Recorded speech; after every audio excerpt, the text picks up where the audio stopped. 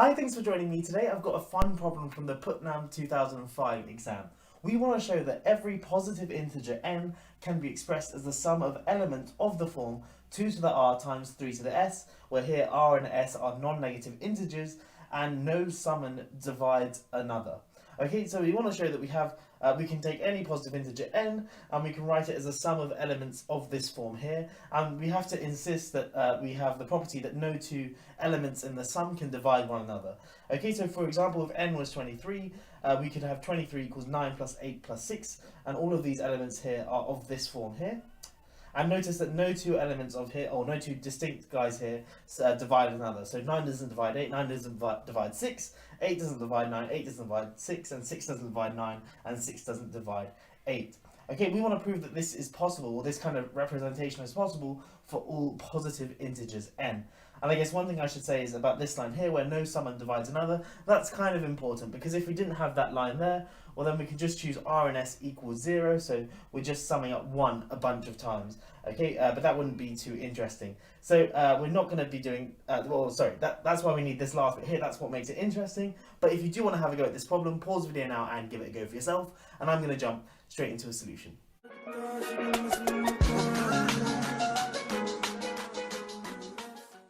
Okay, so the way I'm going to solve this problem is by constructing these sets Sn, which have the property that, well, each of the elements in Sn are of the form 2 to the r times 3 to the s, and it's going to have the property that no two elements within the set divide one another, and it's also going to have the property that when I add up all the elements in the set, I'm going to get n. So if I can prove that these sets exist for each n, a positive integer, then I'll be done. Because for any n you give me, I can just look at the set Sn, then all the numbers within Sn are going to add up to n, and they're going to be of the desired form. Okay, so that's going to solve our problem. But of course, I've got to prove that these sets Sn exist. And the way I'm going to do that is by strong induction on n. So let's look at the kind of base cases. So in fact, we can extend it to n equals 0 as well, so non-negative integers. So for S0, we can just have the empty set. And for S1, we're just going to have the set 1. The set with just 1 in it. Okay, so let's check that these guys certainly satisfy the properties. Let's look at S0 first. Well, this is kind of trivial. Certainly every element in the set is of the form 2 to the r times 3 to the s. There are no elements in the set, so there's nothing to check. Similarly, all the elements in the set add up to 0. There's nothing in the set, so they add up to 0. So we get that guy there. And we've got to check that no two elements within the set divide one another. Well, there are no elements in the set to divide another element in the set anyway.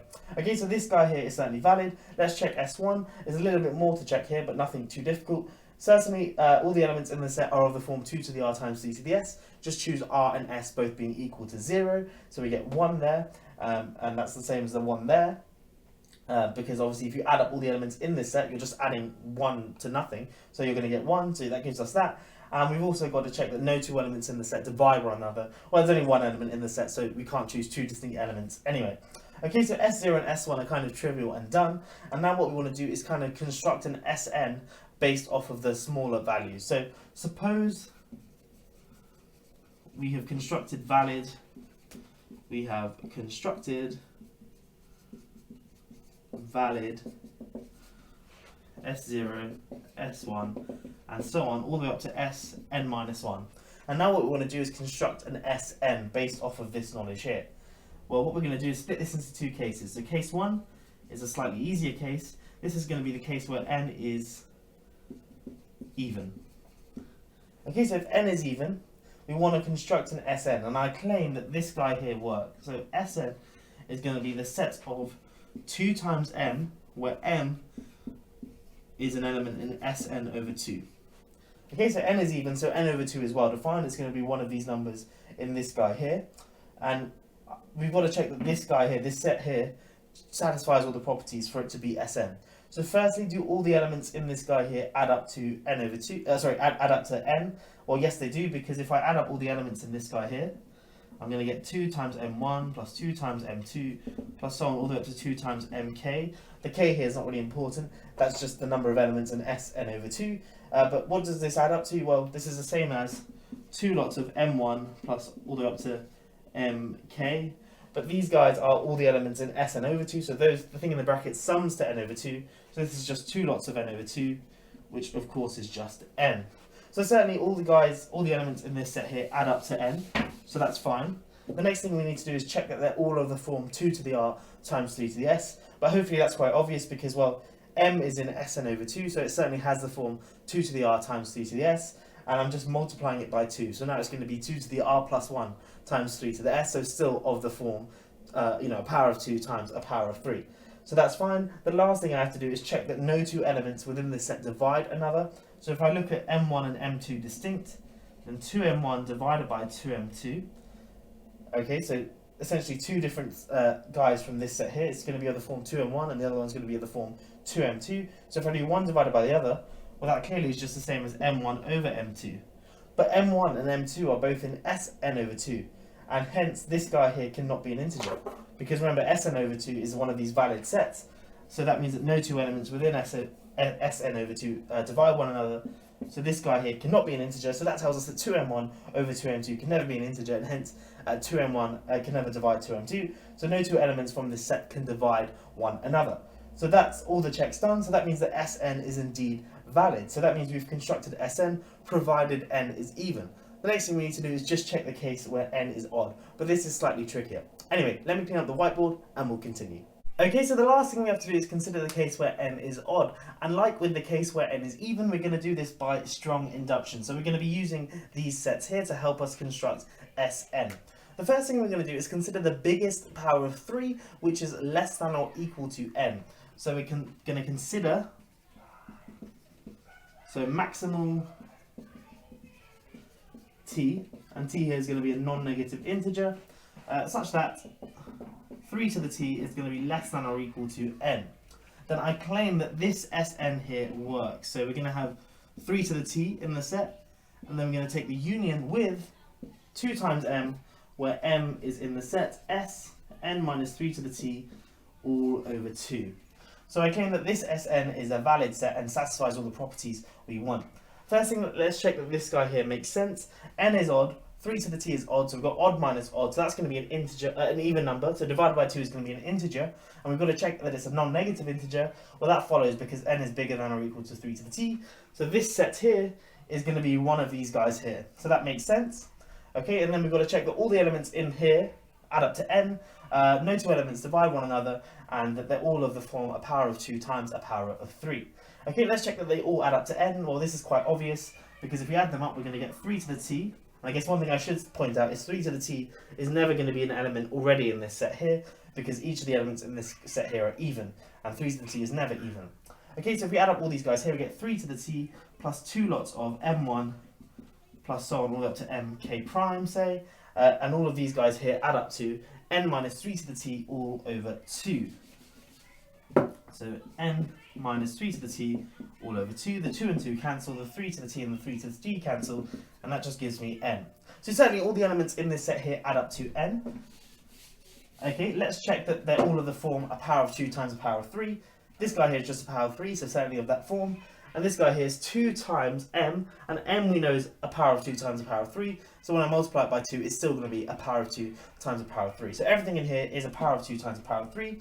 The final thing we had to do, and this will actually solve our problem, finish the video in fact, is just check that everything, no two elements in this set divide one another. So if we take two things from just this guy here, so say 2m1 and 2m2, well, these guys are never going to divide one another for the same reason we had before. If they did, well, we get m1 divided m2 being an integer, but this is impossible because we know that m1 and m2 are both in this guy here, and no two elements divide one another. So that tells us that 2m1 and 2m2 can never divide one another.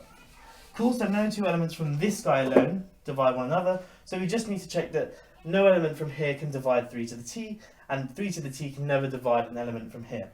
So it's very clear to see that an element from here can never divide 3 to the t, because if we had that, we'd have that 2m1, say, divides 3 to the t, which implies 2 divides 3 to the t, which implies 3 to the t is even, which of course is a contradiction.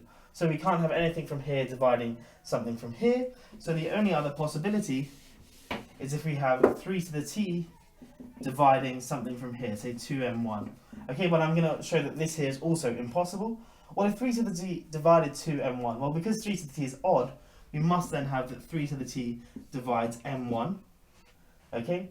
But then this, of course, implies 3 to the t is less than or equal to m1, but we know that m1 is going to be, all these m's and all the m's in this guy here add up to n minus 3 to the t over 2, and they're all non-negative integers, so certainly they're going to be less than or equal to n minus 3 to the t over 2. So m1 is going to be less than or equal to n minus 3 to the t all over 2. But then if I multiply both sides by 2, I get that 2 lots of 3 to the t is less than or equal to n minus 3 to the t. Then if I add on 3 to the t on both sides, I get that n is bigger than or equal to 3 times 3 to the t. But 3 times 3 to the t is the same as 3 to the t plus 1. But this is a contradiction, because remember we chose t to be as big as possible, such that 3 to the t is less than or equal to n. But this guy here, if this were true, that 3 to the t divided by 2n1 divides 2n1, then we'd have that 3 to the t plus 1 is less than or equal to n, which contradicts this guy here. So this is impossible, okay, because all of this thing here is ridiculous, okay? So that tells us that no two elements within Sn divide one another, and that solves our problem. We've constructed this Sn by strong induction, by just splitting it up into cases where n is odd and n is even, and as I said, that now solves our problem.